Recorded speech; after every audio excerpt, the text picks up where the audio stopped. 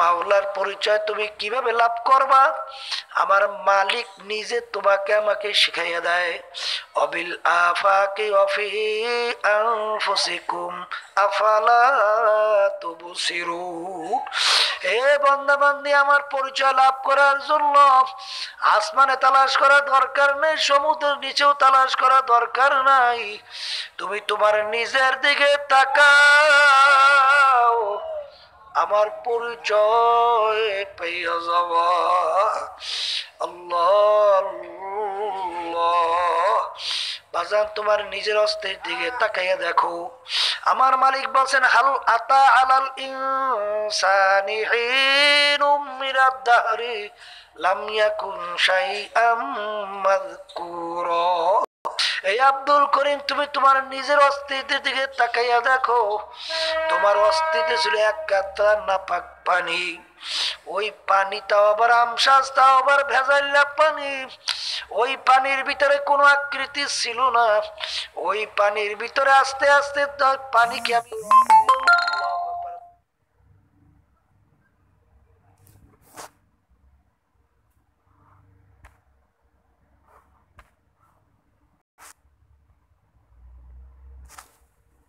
জমাট বানাই।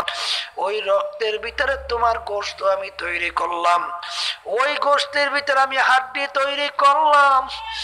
এরপরে আস্তে আস্তে আমি বড় বানাইয়া মানুষের আকৃতি তৈরি করলাম। এখন আমার মালিক বলেন, ফি আহসানি তাকওয়িম। এখন তুমি দিকে তাকাইয়া দেখো, কত সুন্দর সূরাতে আমি তোমাকে তৈরি করলাম। সবাই জোরে বলে সুবহানাল্লাহ। অবিল আফাকি ওয়া ফি আনফুসিকুম আফালা তুবসিরুন। বাজান, তোমাকে আমাকে মাওলায় কিভাবে লালন পালন করলো, কিভাবে তুমি আর আমি দুনিয়ার ভিতরে আসলাম, একটু কি চিন্তা করে দেখছো? সেন্সর শুধুমাত্র দল, দলের নেতা নেত্রী, টাকা, ক্ষমতা, সম্মান, মেম্বার, চেয়ারম্যান, মেম্বার গিরি, এমপি গিরি, কিন্তু আমাকে কে বানাইলো, কিভাবে বানাইলো, ছিলাম কোথায়, আছি কোথায়, রওনা করলাম কোথায়? এই জিন্দেগি আমার শেষ না, আর একটা জিন্দেগি আছে। এই চিন্তা করবে মানুষ। আর যারা মানুষের চূড়াতে পশু, তারা কোনোদিন চিন্তা করবে না। এই আল্লাহর বান্দারাও, পর্দার আড়ালের মা বোনেরা, বাজা বাজে একটু মাঝে মধ্যে চিন্তা করো বাজান। আজকে তো সব তোমার কাছে আপন হইয়া গেল। তোমার আমার মায়ের পেটের ভিতরে আমার মাওলা কিভাবে লালন পালন করলো, কি খাওয়াইয়া তোমাকে আমাকে বাঁচাইলো। আরে মায়ের রক্ত খাইয়া তুমি আর আমি বাঁচলাম। আজকে দুনিয়ার ভিতরে আসার পরে যত রক্ত মুখের ভিতরে ঢুকাও না কেন, যত জায়গায় রক্ত ঢুকাইলে মানুষ কিন্তু আর বাঁচবে না। বাজান, দুনিয়ার ভিতরে আসার পরে আমার মাওলা তোমাকে আমাকে কিভাবে পাললো, কিভাবে দুনিয়ার ভিতরে বাঁচাইয়া রাখলো। আরে মা দুনিয়াতে তোমাকে আমাকে প্রসব করলো, মাও দুর্বল, সন্তানও দুর্বল, অসুস্থ বাবা, অসুস্থ অবস্থায় ছোট বাচ্চা মায়ের কোলে মা নিয়ে ঘুমাইয়া রয়েছে। আরে আমার আব্বাজান বলছিলেন, অনেক সময় আব্বার গভীর রাত্রে যখন সফর থেকে আসতো, আইসা দেখে আম্মা বাচ্চা কোলের পাশে নিয়ে ঘুমাইয়া রয়েছে। আব্বাজান জোরে জোরে ডাকে, মায়ের কোনো খবর নাই। আবার কইয়া আবার ঘুমাইয়া যায়, এমন ঘুমের ভিতরে অচেতন। তখন আব্বাজান চিন্তা করে, মাবুদ গো, যে আমাকে এত মোহাব্বত করে, আমি এত ডাকি, কোন করিয়া ডাক দে আবার ঘুমাইয়া যায়। তুমি এই বেহুশা মানুষের দ্বারা এই বাচ্চা কিভাবে পালো? আরে এই বাচ্চা তো বাচ্চারই কথা না, বাচ্চা কিভাবে বাঁচলো? কোলের পাশে মা ছোট বাচ্চা নিয়ে ঘুমাইয়া রয়েছে। আব্বাজান যখন পাশে শুইলেন, হঠাৎ বাচ্চা যখন কুন কুন করিয়া উঠলো, আস্তে বলে মা টপ করিয়া উঠেই বাচ্চাকে দুধ খাওয়ানো শুরু করলো। তখন আল্লাহর দরবারে কান্দে আর বলে, মাবুদ গো,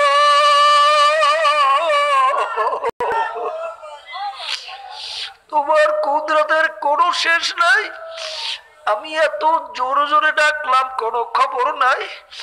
যখন বাচ্চা কুন কুন করিয়া শব্দ করলো 5 হাত দূরেও শব্দ যায় না, তুমি কি সম্পর্ক তৈরি করলা?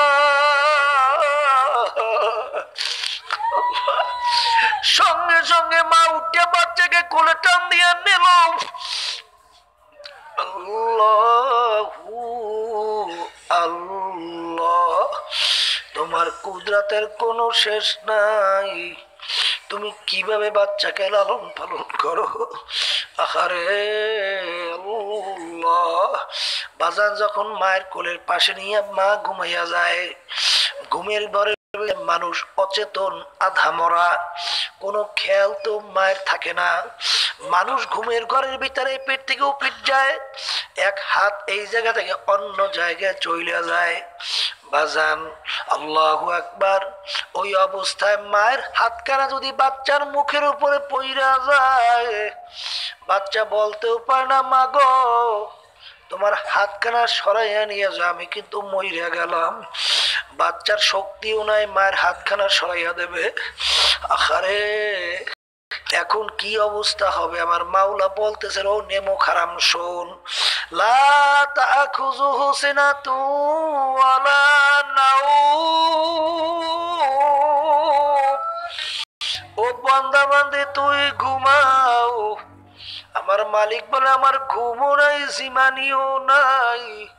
তোর মায়ের হাতখানা যখন তোর মুখের উপরে পড়িয়া গেছিল, তখন ওই হাতখানা আমি সরাইয়া দিছি কুদরতি হাতের দ্বারা, আমি মাওলা।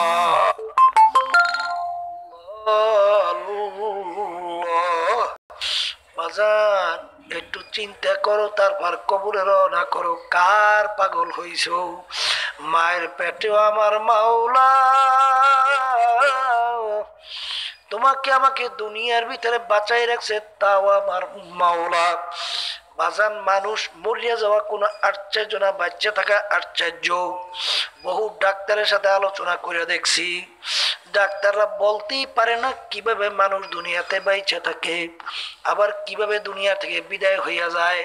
আমার আব্বাজান রহমাতুল্লাহি আলাই ইন্তেকালের আগে আমরা অনেকেই পাশের ভিতরে বসা, প্রেশার মাইপা দেখি তেমন একটা সমস্যা নাই, ডায়াবেটিস ও কন্ট্রোলের মধ্যে আছে। বাবার অন্য অন্য কোনো দিক থেকে অসুবিধা দেখি না, কিন্তু হঠাৎ দেখি আল্লাহর কুতুব ধরলা পইরা গেল। ডাক্তারকে জিজ্ঞেস করলাম, ডাক্তার সবই তো পরীক্ষা করে দেখলাম, কোনো সমস্যা দেখলাম না, কিভাবে দুনিয়ার থেকে বিদায় হয়ে গেল? হুজুর আসলে তো আমরাও বুঝি না, আসলে কিভাবে দুনিয়ার থেকে মানুষ বিদায় হইয়া যায়। আরে ডাক্তাররা বলছে হাড়ের উপরে বোটা ওঠে আর নামে, আজ পর্যন্ত শক্তি কোথার থেকে আসে ডাক্তাররা আবিষ্কারই করতে পারে নাই, কিন্তু বোটা তো চলতে আছে, হাত ধুপ ধুপ ধুপ ধুপ করতে আছে।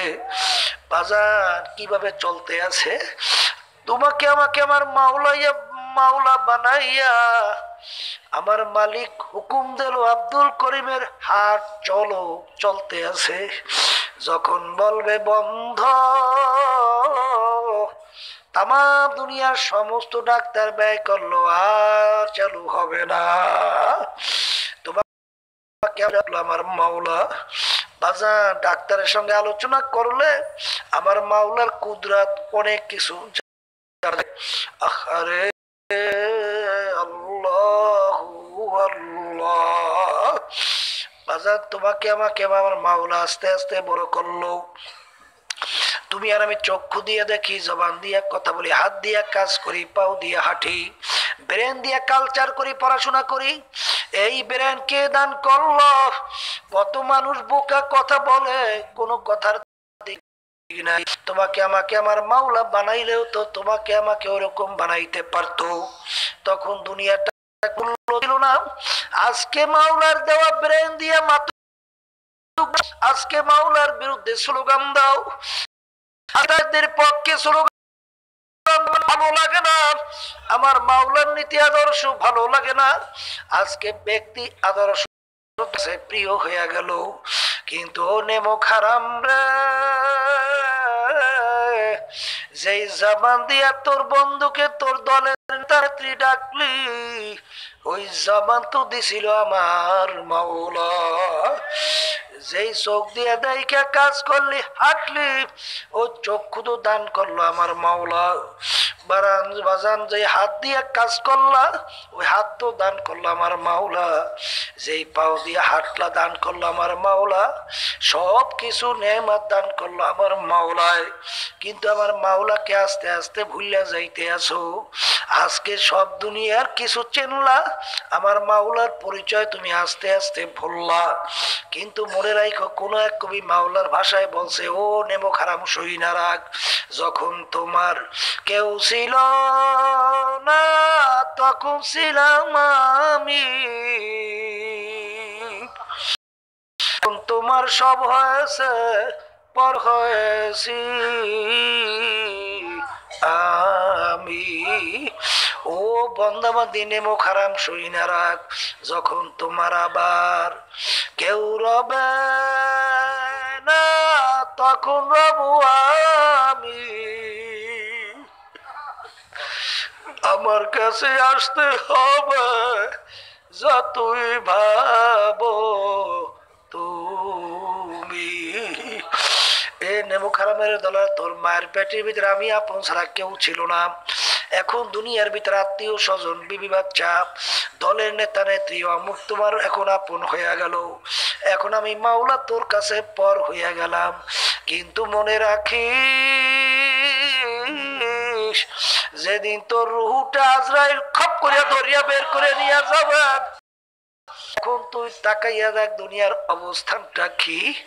তোর স্ত্রীর কাছে বইয়া কাঁদবে আর বলবে, সন্তানেরা কাছে থেকে যাইও না, বাবার মরা লাশকে পাহারা দিতে পারবো ও না। সন্তানরা কানবে, মাগো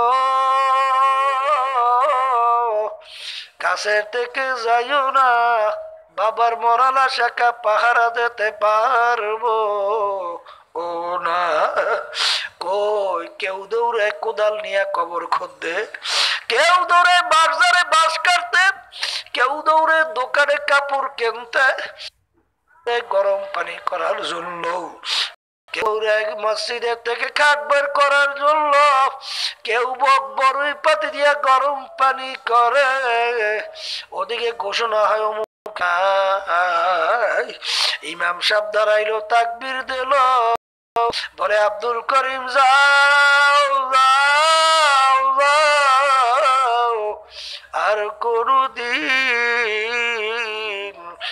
আর দুনিয়ায় থাকতে পারবো না। এখন তাকাইয়া দেখো, মাটির ভিতরে রাখলো, এখন দুইজন লাভ দিয়ে নাইমা তোমাকে নামাইলো, নামাইয়া কবরে রাখা দুই পাশ থেকে দুইজন উঠে গেল। এখন তাকাইয়া দেখো কি হালাত শুরু হয়ে গেছে। আস্তের উপরে কবরে বাঁশের ছাউনি শুরু হয়ে গেছে, এরপর বরফ দেওয়া শুরু হয়ে গেল, এরপর কবরের উপরে মাটি আর মাটি, ডানে মাটি বামে মাটি, মাটির হবে বিছানা, উপরেতে চাপা মাটি ভাইগা যায়